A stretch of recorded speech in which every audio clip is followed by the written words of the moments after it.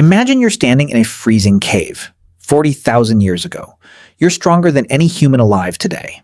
Your chest is like a barrel, your arms could crush stone, and your brain is actually bigger than yours. You've survived ice ages, hunted animals twice your size, and outlived your own species for over 300,000 years. And then you vanish. Completely. Forever. That's not a movie plot. That's the real story of the Neanderthals. By the end of this video, you'll understand the one chilling reason they disappeared, and why it should make you look at your own life differently. So stay till the end, because the last part will completely change how you think about ancient humans. Let's rewind the clock. Neanderthals weren't the dumb, hunched-over cavemen you've seen in cartoons. They were smart. They made tools. They used fire. They wore clothes made from animal hides. To survive brutal winters, they even buried their dead, which means they may have understood loss, maybe even grief, maybe even love. Picture this. You're a Neanderthal hunter walking through a frozen forest in what is now Europe.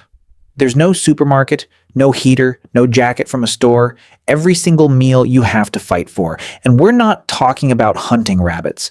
Neanderthals hunted woolly mammoths and giant bison, animals that could kill you in one hit. They didn't have bows and arrows. They had to get close. Spear in hand, close. Imagine running toward an animal the size of a school bus, with nothing but a sharpened stick and your own courage. That was Tuesday for a Neanderthal. For hundreds of thousands of years, this worked. They adapted to freezing temperatures. Their bodies were built like tanks, short and stocky, made to hold in heat. Their noses were big, built to warm up icy air before it hit their lungs. They were perfectly designed for the world they lived in. So here's the mystery. If they were this tough, this smart, this well-adapted, why did they disappear? About 60,000 years ago, something changed. A new kind of human began spreading out of Africa. Us. Homo sapiens. And when we showed up in the same lands, something happened that scientists are still piecing together today. Here's where it gets wild. We weren't stronger than Neanderthals. Not even close.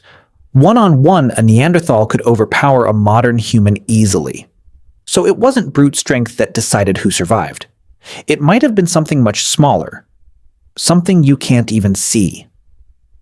Some scientists believe modern humans and Neanderthals shared more than land. They shared germs.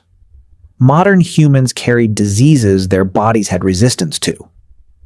Neanderthals lived in smaller, isolated groups.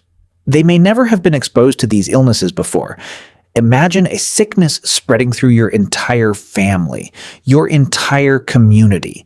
No one has ever seen it before. No one knows how to fight it. That kind of silent killer doesn't need weapons. It just needs time. But disease alone probably wasn't the whole story. Picture two neighborhoods competing for the same food supply. Modern humans arrived in bigger groups. With wider social networks, they traded tools, shared knowledge across long distances, and passed down inventions faster. A Neanderthal group might have had brilliant ideas, but if they lived in small, scattered bands, those ideas often died with them. Modern humans were like an idea-sharing machine, spreading innovation the way we now spread videos online. And then there's climate. The world back then wasn't stable. Ice ages came and went. Temperatures swung wildly. Food sources shifted again and again. Neanderthals had survived climate swings before, but this time, new competition arrived too. And possibly new diseases.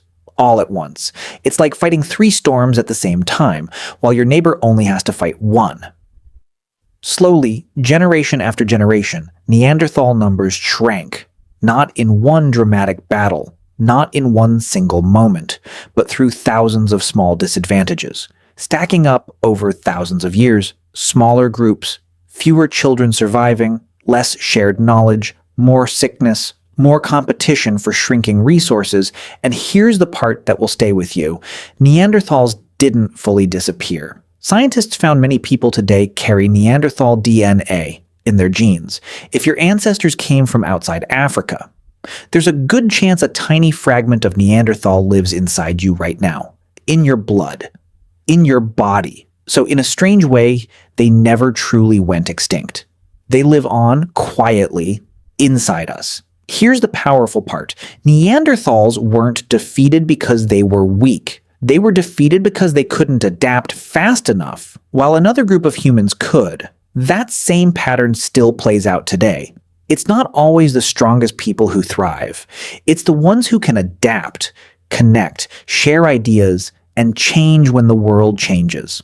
So, the next time life throws something unexpected at you, remember the Neanderthals. Strength alone didn't save them. Adaptation is what decides who survives.